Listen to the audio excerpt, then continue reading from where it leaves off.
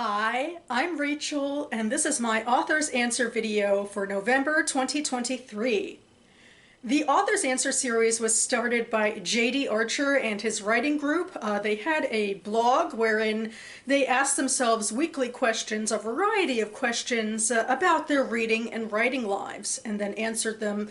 And then J.D. joined AuthorTube, and he put several of those videos online as well, where he answered those questions himself in the video form, and I'll link that playlist down below and the blog down below because there's a whole variety of questions on the blog that go beyond the videos. And anyway, I have been taking part in this endeavor for several years. I've been answering one Author's Answer question per month. And I'm going in chronological order, and this month I am up to question number 80. We're into a new decade of questioning, as it were. It feels like it's going to take me decades to get through this project. But anyway, this month's question is, are there any TV shows or movies that have influenced your writing? And I feel like I've talked about this specifically with my fantasy novel. I've sort of threaded this information into another, Author's Answer question, although I don't recall which one exactly. But anyway, with my fantasy novel, I do have two very distinct movies that have influenced the story.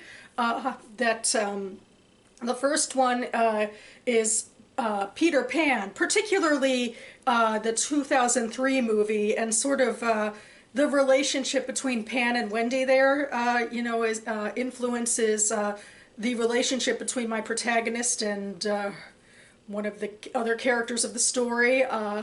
And also, I have this significant sort of, subplot or twist in the plot at the end of Act 1 that's very based on sort of a Neverland premise with Lost Boys, and in fact there's some stuff in Chapter 8 that I need to sort of flesh out and make a little more original and less plagiary and that sort of thing. But for the most part, it's been good. I might also say that my particular version of Peter Pan is more in the bad guy sort of territory, and maybe that's vaguely based off of like what Once Upon a Time did with that character, turning him into the villain. My character isn't the villain, but he is definitely a little more antagonistic, and I'm trying to lean into the idea of Pan as the perpetual child being someone who really can't form the sort of attachments or sort of the evolving sense of morality or empathy of somebody who can grow and change.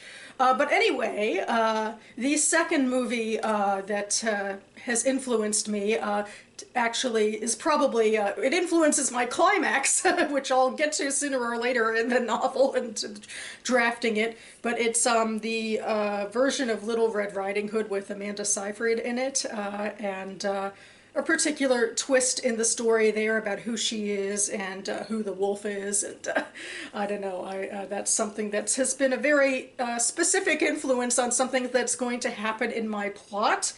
And another thing I know I've talked about also in videos is that Game of Thrones has influenced my fantasy novel, that in general terms I kind of started the novel with the idea that maybe I'd want to write a fantasy story for Sansa Stark, as it were, with feminine magic, and her style of nurture and leadership was more, on the page and sort of more the point of it all, rather than the usual tomboy badass girl needing to, fight with swords all the time, that sort of thing. So there's that, but in general, I guess despite everything I've just said, I don't necessarily feel like I turn to movies and TV with writing, or maybe with my other writing, with literary short story writing. I guess I'm not as much of maybe it's because I'm not incredibly visual, or I'm very interior, so I get very moved by music and how it sort of influences my emotions of how I want relationships to feel, that sort of thing. But I feel like I don't generally turn to the visual arts, but I might have just negated myself with what I just said. I worry too, I have a friend who published some romance novels traditionally, and her agent very much pushed her to think of things very much like visually, and think of it like a movie, and think of it as like flashy scenes that people could think of in an adaptation, and that it would be very quick and, rapid fire action and that sort of thing, because everyone's concerned about attention spans. And it always made me a little wary. Like, I didn't want to write a movie, I wanted to write a book. And I mean, that also, goes into my own personal, love of interiority and character development and things that you don't get to see as much in many movies.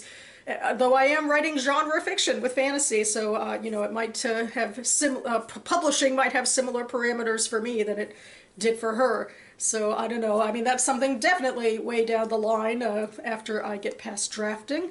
But yeah, I guess that's the way I can answer this question and let myself off the hook a bit, I guess, for maybe overlapping answers, since I, after all, I'm talking about a specific writing project I'm doing. So, sometimes my answers are going to be pretty similar. And plus, I don't expect everyone to watch all 80 of these videos, so I'll be, refreshing everyone's memory on, what my fantasy project is about and what influences me. And yeah, that about covers it for me now. As usual, when I film in the morning, the sun is on me. It feels like it's on me in a different way than usual, but it's still really weird lighting now, so I guess I should go ahead and get going. It is also NaNoWriMo, so my time feels very limited as I'm desperately trying to get to 50,000 words of my fantasy project and Rebel projects by the end of the month. So the next time you should see me here actually will be when I post my week 2 NaNoWriMo vlog, hopefully on Monday. And then after that, I'm hoping I might be ready by that time to film a very belated Victober video. I am currently reading Daniel Deronda by George Eliot, and then I have Reuben Socks by Amy Levy in the pipework as well, which are Jewish depictions of Jewish characters in Victorian literature, one from a non-Jew and one from a Jew. So it'll be exciting to talk about if I'm ready to talk about it in a week's time. And if I'm not, well, I could just go ahead and do my book haul. And, usually I do my book haul a little later in the month, but, I can, relax my silly rules for now and just, privilege my schedule with my writing first, and then whatever comes second. But yeah, anyway, one of those two will be my next non-nano video. And I've talked this all to death now. I hope all of you who are participating in Nano are doing really well with your word counts, and those of you who aren't are also doing well with your goals. Thanks so much for watching, everyone. Keep writing, and I'll see you next time.